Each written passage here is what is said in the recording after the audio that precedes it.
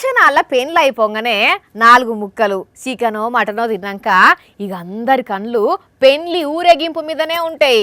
DJ పాటలకు డిప్ప డిప్ప ఎగరాలి, నాగిని పాటలకు డాన్స్ చేయాలి, తీన్మా స్టెప్పులు వేయాలని ఆరాట పడుతుంటారు. ఈ ముచ్చట అందరికి తెలిసిందే కదా. అయితే ఈ పెండ్లిలో కూడా అట్లనే అందరూ డాన్స్ చేయబట్టిండ్రు. కాకపోతే ఏం జరిగిందంటే అబ్బర కొడుక కూలనే కూలింది పో. అందరికందరూ కుప్ప కుప్పగా పడిపోయినరు. చిన్నపిల్లలు ఉన్నారు, పెద్దోళ్ళు ఉన్నారు, అమ్మలక్కలు ఉన్నారు, అందరికందరూ ఉన్నారు. గమ్మున కూర్చొని డాన్స్ చేస్తున్నారు. పాపం ఒక్కలంటే ఒక్కలు కూడా నిలబడి డాన్స్ వేసింది లేదు.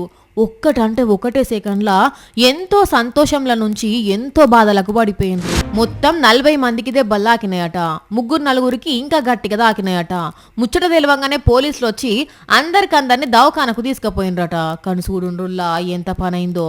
అయితే కూలింది మాత్రం సిమెంట్ తోని స్లాబ్ బోయలేనట్టున్నది.